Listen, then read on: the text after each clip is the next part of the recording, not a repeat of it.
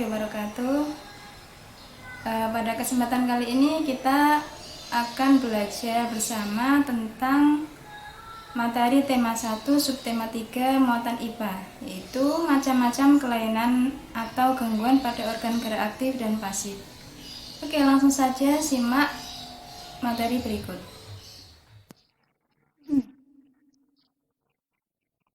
Oke, kita mulai. Tema 1 subtema 3 muatan IPA, yaitu tentang macam-macam kelainan atau gangguan pada organ gerak aktif dan pasif pada kelas 5. Yang pertama, alat gerak yang digunakan pada manusia dan hewan ada dua macam, yaitu 1. Alat gerak aktif atau otot, kedua alat gerak pasif atau tulang. Yang pertama, alat gerak aktif, yaitu berupa otot. Otot disebut alat gerak aktif karena otot memiliki suatu senyawa kimia yang membuatnya dapat bergerak.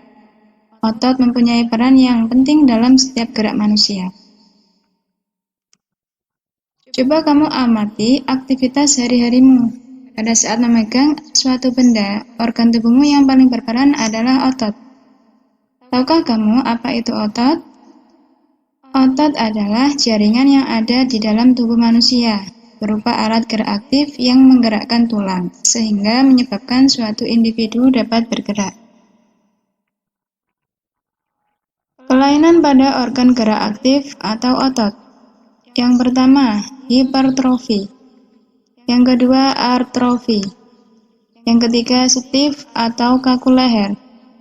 Yang keempat, tetanus.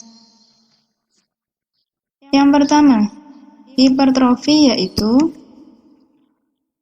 kelainan otot yang membesar dan menjadi lebih kuat karena sel otot diberikan kegiatan atau aktivitas yang terus-menerus secara berlebihan. Kemudian yang kedua adalah atrofi. Atrofi merupakan kelainan otot yang mengecil, lemah, fungsi otot yang menurun. Hal ini disebabkan makanan yang buruk dan sirkulasi udara yang buruk dan otot tidak digunakan. Yang ketiga, stiff atau kaku leher. Stiff merupakan kelainan otot karena cedera. Adanya peradangan otot trapesius leher akibat gerakan yang menghentak secara tiba-tiba atau salah gerak. Yang keempat adalah tetanus. Tetanus merupakan kelainan otot yang disebabkan adanya infeksi bakteri Clostridium tetani. Penderita tetanus akan mengalami kejang otot. Kakunya otot akan menyebabkan rahang penderita mengatup rapat dan tidak bisa dibuka. Kemudian, alat gerak pasif, yaitu tulang. Tulang disebut alat gerak pasif karena tulang tidak dapat bergerak dengan sendirinya. Tanpa adanya alat gerak aktif yang mempengaruhi tulang, maka tulang-tulang pada manusia dan hewan akan diam dan tidak dapat membentuk alat pergerakan yang sesungguhnya. Walaupun alat gerak pasif, namun tulang mempunyai peran yang sangat besar. Kelainan pada organ gerak pasif atau tulang.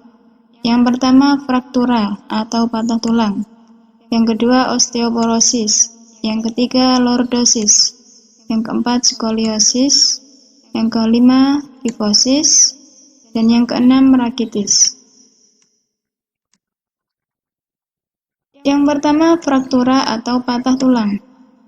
Fraktura adalah sebuah perubahan yang berada pada tata letak tulang dikarenakan adanya sebuah pertahan dari tulang metakarpus maupun metatarsus. Kelainan ini biasanya disebabkan akibat kecelakaan. Selanjutnya adalah osteoporosis. Osteoporosis adalah penyakit pada tulang yang disebabkan oleh menurunnya kepadatan tulang yang disebabkan karena kekurangan fosfor dan kalsium. Selanjutnya adalah lordosis. Lordosis merupakan kelainan tulang punggung bengkok ke arah depan tubuh.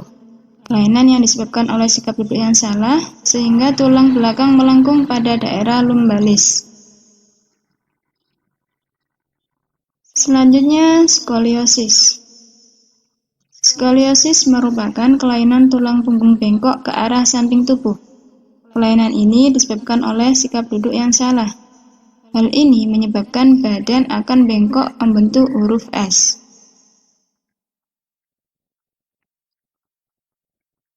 Yang selanjutnya adalah kifosis. Kifosis merupakan kelainan tulang punggung bengkok ke arah belakang tubuh. Kelainan ini disebabkan oleh sikap duduk membungkuk sehingga tulang belakang membengkok ke belakang.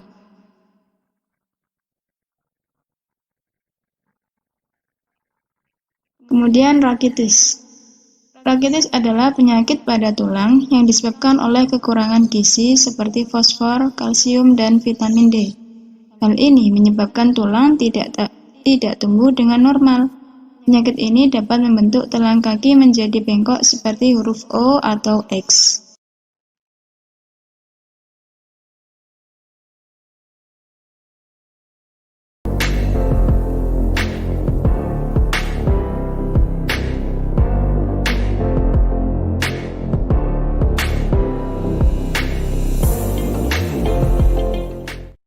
Oke, demikian materi yang telah saya sampaikan. Bagaimana? Apa sudah paham? Baiklah, demikian materi pada kesempatan kali ini. Kurang lebihnya mohon maaf. Assalamualaikum warahmatullahi wabarakatuh.